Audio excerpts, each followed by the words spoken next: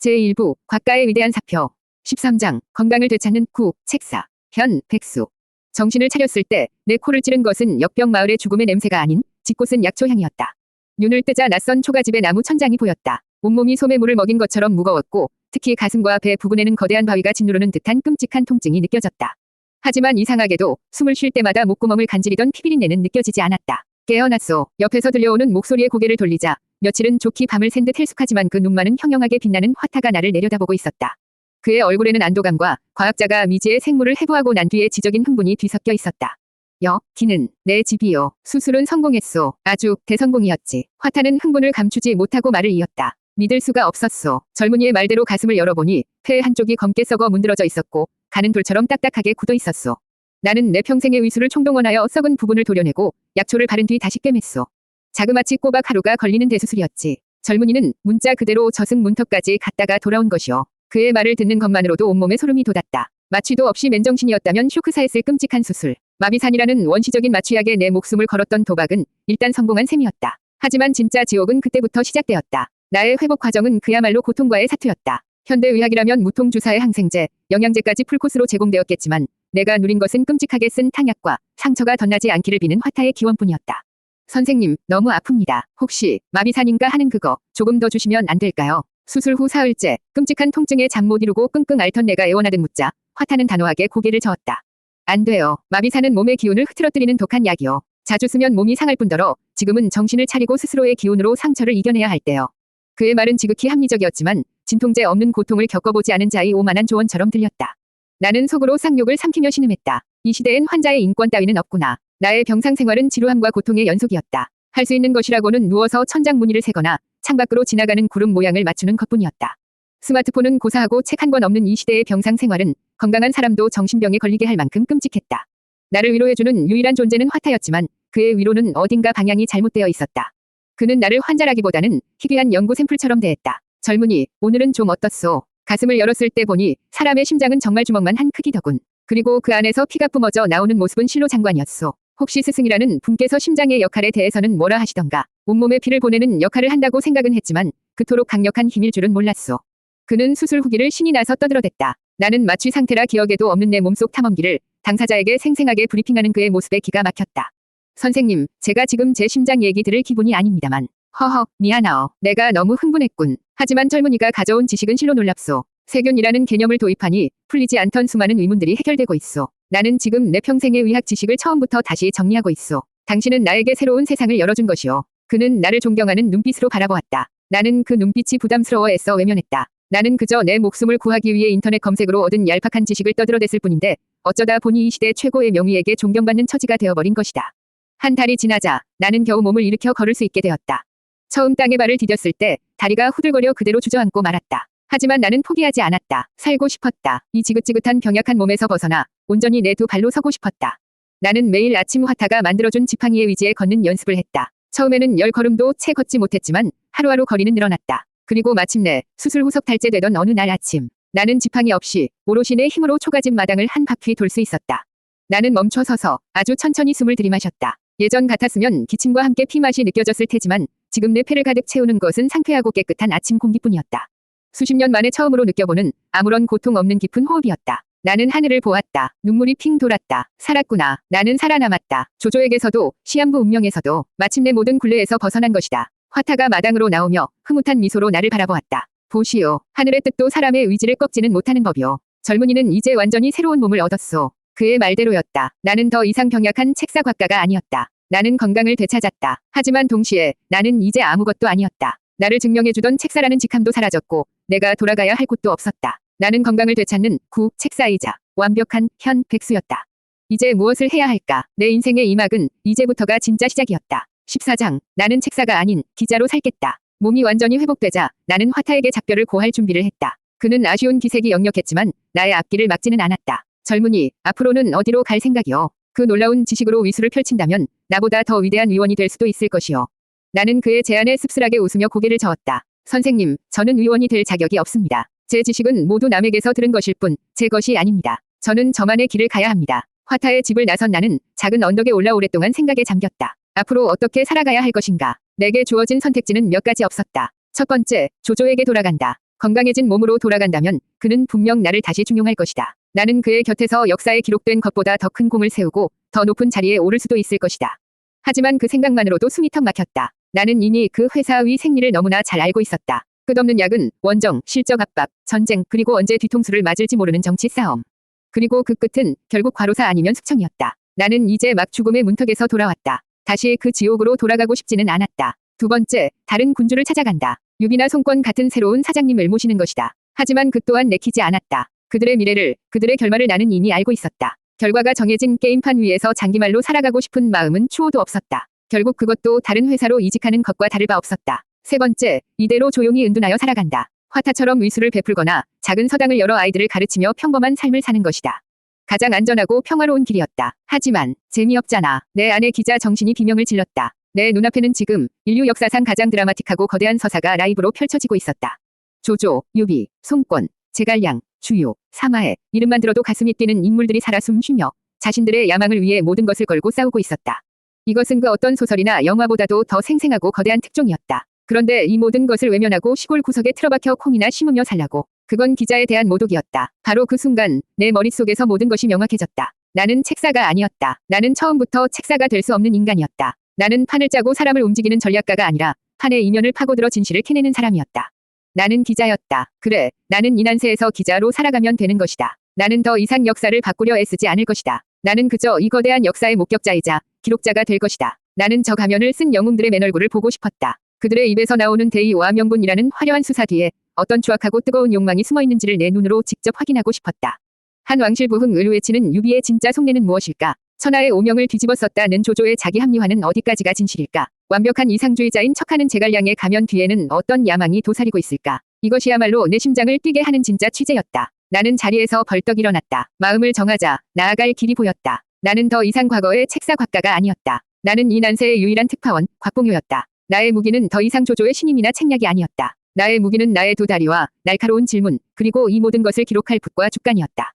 좋아, 첫 번째 인터뷰인은 누구로 할까? 나는 즐거운 고민에 빠졌다. 일단은 옛 상사였던 조조는 피해야 했다. 그에게는 내가 아직 죽은 사람으로 남아있는 편이 활동하기에 훨씬 수월할 터였다. 그렇다면 지금 막 세상의 이름을 알리기 시작한 젊은 용, 와룡 제갈량이 좋겠다. 나는 가슴이 벅차오르는 것을 느꼈다. 퇴사, 투병, 그리고 길고 길었던 백수 생활의 끝에서 나는 마침내 나의 새로운 천직을 찾은 것이다. 나는 언덕 아래의 길을 따라 힘차게 걷기 시작했다. 나의 발걸음은 그 어느 때보다도 가벼웠다. 난세 특파원 곽가의 첫 번째 취재는 이제 막 시작된 참이었다. 제1부, 곽가의 위대한 사표. 15장, 붓과 주간, 나의 무기, 부재, 난세 특파원, 임명. 화타의 초가집을 떠나 다시 세상으로 나왔을 때 나는 완전히 다른 사람이 되어 있었다. 병약했던 육신은 사라졌고 죽음의 그림자는 걷혔다. 하지만 가장 큰 변화는 내면에서 일어났다. 조조의 책사라는 무거운 갑옷을 벗어 던지고 시한부 운명이라는 족쇄를 끊어버리자 나는 비로소 진정한 자유를 얻었다. 그리고 그 자유 속에서 나는 내가 앞으로 무엇을 해야 할지, 무엇을 하며 살아가야 할지를 명확하게 깨달았다. 나는 더 이상 책사가 아니었다. 나는 기자였다. 마음을 정하자 세상이 다르게 보이기 시작했다. 이전에는 그저 혼란스러운 전쟁터이자 살아남기 위해 발버둥 쳐야 하는 생존 게임의 무대였다면 이제는 인류 역사상 가장 거대한 특종이 숨쉬는 취재 현장이었다. 내 심장은 다시 뛰기 시작했다. 그것은 생존을 위한 두근거림이 아니라 거대한 진실을 마주하기 직전에 기자가 느끼는 짜릿한 흥분과 사명감이었다. 나는 가장 먼저 가까운 도시로 향했다. 취재를 위해서는 장비가 필요했다. 나는 화타에게 받은 노잣돈과 조조에게서 퇴직금으로 챙겨나온 금부치를 털어 나의 새로운 무기를 사모으기 시작했다. 첫 번째 무기는 기록 도구였다. 나는 도시에서 가장 질이 좋다는 종이를 수백 장 샀다. 아직 종이가 귀한 시대였지만 나는 값을 깎지 않았다. 기자의 취재 수첩은 곧 그의 역사다. 최고의 기록을 위해서는 최고의 종이가 필요했다. 먹 또한 가장 진하고 부드럽게 갈리는 최상품으로 골랐다. 붓은 여러 종류를 샀다. 인물의 말을 빠르게 받아 적기 위한 부드러운 붓, 나의 생각을 날카롭게 정리하기 위한 탄력 있는 붓. 그리고 가장 중요한 것은 주간이었다. 종이는 보관이 어렵고 쉽게 훼손될 수 있었다. 이 난세에서 나의 취재 기록이 온전히 살아남기 위해서는 비바람과 세월을 견딜 수 있는 단단한 기록 매체가 필요했다. 나는 장인을 찾아가 특별히 주문했다. 잘 마르고 가볍지만 좀처럼 휘거나 부서지지 않는 최상급 대나무를 골라 표면을 매끄럽게 다듬고 잘 엮어달라고 부탁했다. 수백 개의 주간이 담긴 상자를 짊어질 때 나는 마치 수습기자 시절 처음으로 카메라를 메었을 때와 같은 묵직한 책임감을 느꼈다. 두 번째 무기는 정보였다. 나는 이 시대의 지리를 완벽하게 숙지해야 했다. 나는 서점으로 달려가 내가 구할 수 있는 모든 지도와 지리지를 사들였다. 각 지역의 산맥과 강줄기, 주요 도로와 관문, 그리고 각 지역의 특산품과 인구 분포까지. 나는 밤을 새워 그것들을 머릿속에 쑤셔 넣었다. 기자의 발은 그의 취재 영역이다. 어디에 누가 있고 그에게 가장 빨리 갈 수 있는 길이 어디인지를 아는 것은 특종의 기본이었다. 마지막 무기는 나의 신분이었다. 나는 더 이상 조조의 책사 곽가가 아니었다. 그렇다고 평범한 백수로 돌아다닐 수도 없는 노릇이었다. 나는 나를 보호하고 동시에 내가 원하는 인물에게 쉽게 접근할 수 있는 그럴듯한 위장이 필요했다. 나는 며칠을 고민한 끝에 나의 새로운 신분을 만들어냈다. 나는 중원의 이름난 학자였으나 난세의 환멸을 느끼고 관직을 버린 방랑객 곽봉효다. 나의 유일한 소명은 이 혼란한 시대의 각자의 방식으로 천하를 구하고자 하는 영웅들의 참된 모습을 직접 보고 듣고 그것을 기록으로 남겨 후세에 전하는 것이다. 완벽했다. 이 신분은 나의 방랑을 정당화해 주었고 나의 취재 활동의 역사를 기록한다는 고상한 명분을 부여해 주었다. 영웅 오걸들을 만나 그들의 속내를 떠보는 질문을 던져도 그것은 후세를 위한 학문적 탐구라는 훌륭한 핑계가 될 수 있었다. 무엇보다 한때 잘나갔지만 지금은 은퇴한 명사라는 포지션은 사람들의 경계심을 풀기에 안성맞춤이었다. 모든 준비를 마친 나는 조촐한 행랑을 꾸렸다. 행랑 안에는 몇 벌의 옷과 약간의 노잣돈, 그리고 나의 새로운 무기인 붓과 죽간이 전부였다.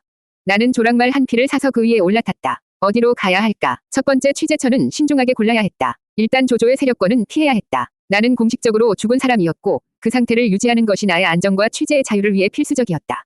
그렇다면 남은 선택지는 유비와 송권이었다. 나는 유비를 선택했다. 송권의 강동은 지리적으로 너무 멀었고 그들의 폐쇄적인 공동체는 외지인인 내가 파고들기에 어려움이 많았다. 하지만 유비는 달랐다. 그는 이제 막 형조에 자리 잡고 인재를 끌어모으고 있었다. 외부인에게 상대적으로 개방적일 가능성이 높았다. 그리고 무엇보다 유비의 곁에는 지금 이 시대 최고의 라이징 스타가 있었다. 용중의 초가집에서 아직 세상 밖으로 나오지 않은 용, 와룡 제갈량. 이제 막데뷔를 앞둔 신인 배우를 가장 먼저 단독 인터뷰하는 것만큼 짜릿한 특종은 없을 터였다. 나는 형주로 가는 길을 향해 고삐를 당겼다. 심장이 다시 뛰기 시작했다. 더 이상 죽음의 공포 때문이 아니었다. 그것은 새로운 천직을 찾은 자의 설렘이자 세기의 특종을 앞둔 기자의 흥분이었다. 스스로에게 임명장을 수여했다. 임명, 난세 특파원 곽봉효. 지금부터 취재를 시작한다. 제2부, 가면을 쓴 책사들. 16장, 9, 곽가의 명성, 현, 만능 프레스패스. 형주 땅에 들어서자 북방과는 확연히 다른 공기가 나를 감쌌다. 끝없는 전란으로 황폐해진 하북과 달리 형주는 비교적 평화롭고 풍요로웠다. 사람들의 얼굴에도 북방 사람들의 지친 기색보다는 아직은 희망을 잃지 않은 생기가 남아있었다.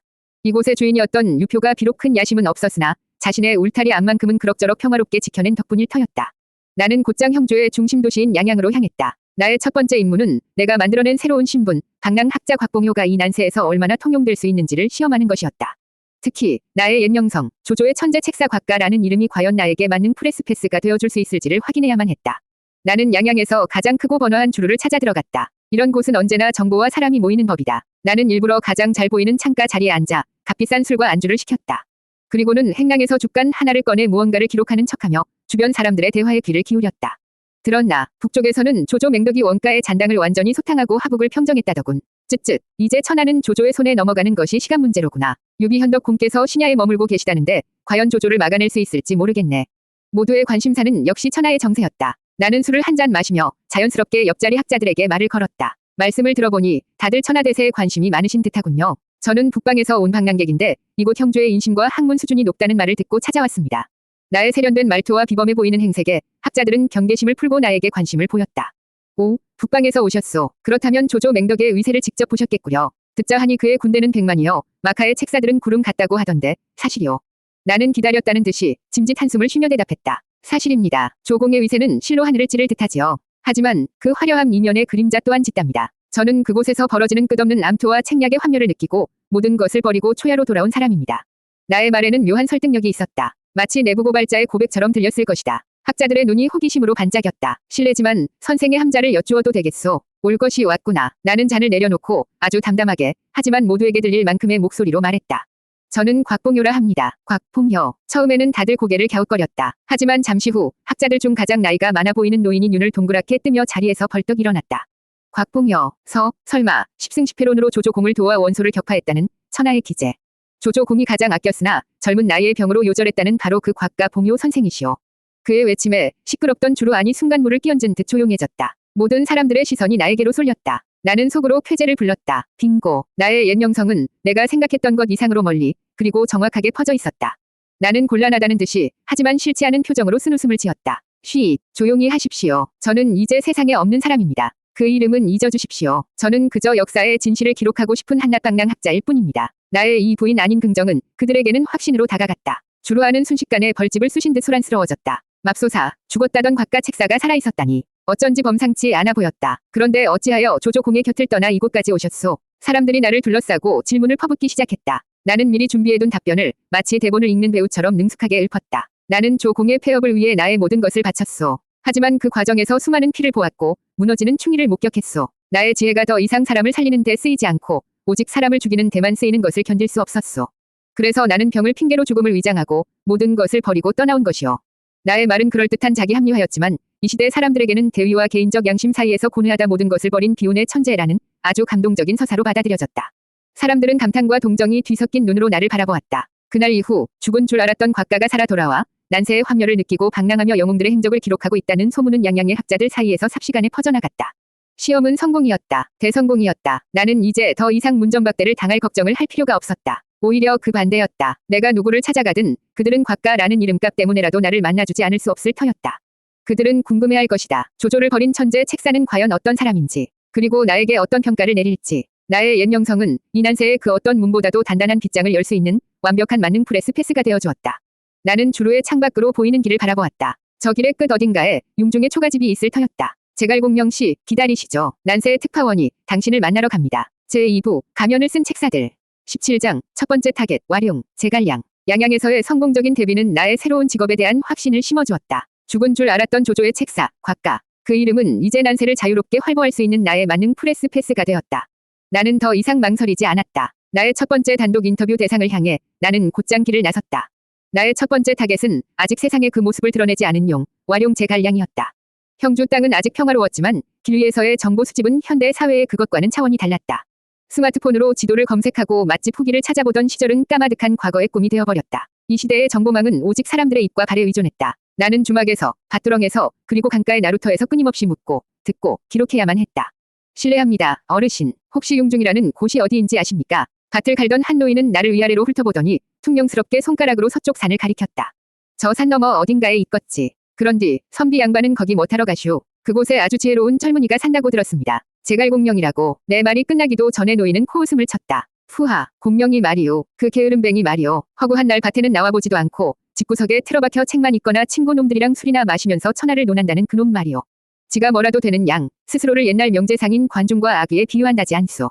동네 웃음거리요, 웃음거리. 노인의 평가는 박했다. 하지만 나는 실망하지 않았다. 오히려 가슴이 뛰었다. 시대를 너무 앞서간 천재는 언제나 주변 사람들에게 이해받지 못하는 법이다. 동네 웃음거리라는 평가는 오히려 그가 진짜 백일 가능성을 높여주는 증거였다. 나는 며칠 동안 융중 근처를 맴돌며 탐문 취재를 계속했다. 제갈량에 대한 평가는 극과 극으로 갈렸다. 어떤 사람들은 그를 그저 집안 배경만 좋은 한량으로 취급했고 어떤 사람들은 그의 형인 제갈근이 강동에서 높은 셔스를 하고 있으니 그 덕을 보려는 것이라 수군거렸다. 하지만 그의 몇몇 친구들과 그를 멀리서나마 존경하는 젊은 학자들의 평가는 달랐다. 공명 선생은 보통 사람이 아닙니다. 그는 아직 때를 기다리고 있을 뿐입니다. 마치 깊은 연못에 잠겨 하늘로 오를 나를 기다리는 용과 같지요. 우리는 그래서 그를 와룡 선생이라 부릅니다. 어느 서당에서 만난 젊은 선비는 경외심이 가득한 눈으로 그렇게 말했다. 나는 그의 말 한마디 한마디를 죽간에 꼼꼼히 기록했다. 와룡, 이 얼마나 멋진 별명인가. 기자로서 이런 인물을 인터뷰할 수 있다는 것은 실로 엄청난 행운이었다. 마침내 나는 여러 사람의 증언을 종합하여 융중에서도 가장 깊숙한 곳에 자리 잡은 제갈량의 초가집 위치를 특정할 수 있었다. 그곳으로 향하는 길은 좁고 구불구불했지만 주변의 풍경은 그야말로 한 포비 산수와 같았다. 맑은 시냇물이 흐르고 이름 모를 새들이 지저귀었으며 바람에 흔들리는 대나무 숲은 청아한 소리를 냈다. 나는 조랑말에서 내려 고삐를 잡고 천천히 걸었다. 심장이 기분 좋게 긴장되기 시작했다. 신입 기자 시절 첫 인터뷰일을 만나러 가던 그날의 설렘과 두려움이 되살아나는 듯했다. 한참을 걸었을까. 드디어 언덕 너머로 소박하지만 단정한 초가집 한 채가 모습을 드러냈다. 주변은 잘 가꾸어진 밭과 작은 연못으로 둘러싸여 있었고 집 앞에는 오래된 버드나무 한 그루가 시원한 그늘을 만들고 있었다.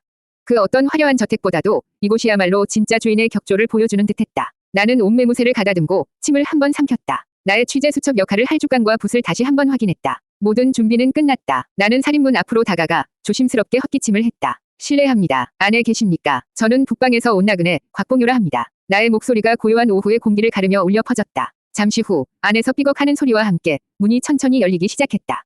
나의 첫 번째 단독 인터뷰가 이제 막 시작되려 하고 있었다. 18장, 융중의 완벽한 이상주의자. 살인문이 열리고 내 앞에 나타난 것은 전설적인 책사가 아닌 앳된 얼굴의 동자였다. 동자는 낯선 나의 행색을 보고는 조금 경계하는 눈빛으로 물었다. 누구를 찾아오셨습니까? 와룡 선생, 제갈공명 선생을 뵙고 가르침을 청하고자 찾아왔습니다. 저희 선생님께서는 지금 친구분과 바둑을 두고 계십니다. 잠시만 기다려주시겠습니까? 동자는 나를 마당으로 이끌고는 안으로 쪼르르 달려들어갔다. 나는 마당 한가운데 서서 초가집을 찬찬히 뜯어보았다. 집은 소박했지만 기둥과 석가래는 조금의 뒤틀림도 없이 단정했다. 툇마루는 매일 닦은 것처럼 윤이 났고 창호지는 한 군데도 찢어진 곳 없이 팽팽했다. 모든 것이 주인의 성격을 말해주는 듯했다. 꼼꼼하고 빈틈이 없으며 완벽을 추구하는 사람. 잠시 후 안에석을 읽는 소리가 들려왔다. 목소리는 아직 변성기가 채 지나지 않은 듯 맑았지만 그 내용은 천하의 흥망성쇠를 논하는 장대한 것이었다. 나는 직감했다. 저 사람이 바로 제갈량의 동생 제갈균일 것이다. 나는 툇마루에 걸터앉아 조용히 때를 기다렸다. 기자에게 기다림은 숙명이다. 최고의 인터뷰를 위해서는 상대방이 가장 편안한 상태가 될 때까지 기다릴 줄 알아야 한다. 나는 서두르지 않았다. 얼마나 시간이 흘렀을까. 안에서 바둑돌 놓는 소리가 멈추더니 한 사내가 낭낭한 웃음소리와 함께 밖으로 나왔다. 공명, 오늘도 자네에게 한 수 배우고 가네. 다음에는 내가 꼭 이길 것이야. 언제든 환영하네. 석도. 나는 자리에서 일어나 그들에게 조용히 고개를 숙였다. 제갈량의 친구로 보이는 사내는 나를 한번 힐끗 쳐다보고는 유유히 산길을 따라 사라졌다. 이제 초가집 앞에는 나와 드디어 모습을 드러낸 이 시대 최고의 지성, 제갈량만이 남았다. 나는 숨을 죽인 채 그를 바라보았다. 20 중반을 갓 넘겼을까. 그의 외모는 내가 상상했던 것과는 조금 달랐다. 날카롭고 예민한 책사의 모습이 아니라 마치 신선이라도 된 듯 맑고 깨끗한 기운을 풍기는 고고한 학자의 모습이었다. 키는 훤칠했고 피부는 햇빛을 보지 못한 사람처럼 하얗고 맑았다. 학위 깃털로 만들었다는 학창위를 걸친 그의 모습은 이 혼탁한 난세와는 어울리지 않는 완벽한 이상주의자의 현신처럼 보였다. 하지만 나는 그의 눈을 보고 알 수 있었다. 저 고요한 수면 아래에는 천하를 집어삼킬 거대한 용이 숨어 있다는 것을. 그의 눈은 나이와 어울리지 않게 깊고 총명했으며 그 안에는 세상의 모든 이치를 꿰뚫어보는 듯한 날카로운 빛이 번뜩이고 있었다. 그가 먼저 나에게 다가와 부드러운 목소리로 물었다. 오래 기다리셨습니다. 손님, 저는 제갈량이라 합니다. 저를 찾아오셨다고 들었습니다. 나는 공손하게 답례하며 나의 가짜 신분을 밝혔다. 처음 뵙겠습니다. 공명 선생. 저는 곽봉요라 합니다. 북방에서 온 방랑 학자입니다. 선생의 높은 명성을 듣고 가르침을 얻고자 이렇게 무례를 무릅쓰고 찾아왔습니다. 곽봉요. 그는 내 이름을 듣는 순간 잠시 미간을 찌푸렸다. 그의 눈빛이 순간적으로 날카롭게 변하는 것을 나는 놓치지 않았다. 그는 분명 곽가 봉요 위 이름을 알고 있을 터였다. 그리고 그가 이미 죽었다는 사실 또한. 손님께서는 조공의 마카에 계셨던 그 곽봉요 선생과 이름이 같으시군요. 그는 나를 떠보는 것이었다. 여기서 내가 어설프게 거짓말을 했다가는 이 인터뷰는 시작도 하기 전에 끝나버릴 터였다.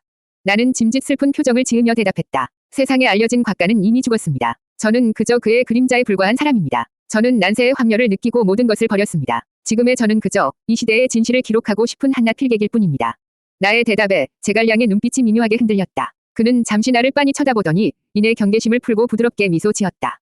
그 미소는 너무나 완벽해서 오히려 인공적인 느낌마저 들었다. 그렇군요. 사연이 많으신 분인 듯합니다. 누추한 곳이지만 안으로 드시지요. 차라도 한 잔 대접해드리고 싶습니다. 나는 속으로 쾌재를 불렀다. 일단 문은 열렸다. 나는 그를 따라 초가집 안으로 들어섰다. 집안은 밖에서 본 것처럼 소박했지만 사방의 벽면이 온통 책으로 가득 차 있었다. 병법서, 역사서, 제자백가서, 그야말로 지식의 숲이었다. 그리고 한쪽 벽에는 거대한 천하 지도가 걸려 있었다. 지도 위에는 그가 직접 표시한 듯한 세력들의 분포와 앞으로의 판도를 예측하는 듯한 수많은 글자들이 적혀 있었다. 나는 그 지도를 보는 순간 전율했다. 저것이 바로 그 유명한 천하삼분지계의 초안일터였다. 그는 이 작은 초가집 안에서 이미 천하의 미래를 손바닥 위에 올려놓고 있었던 것이다.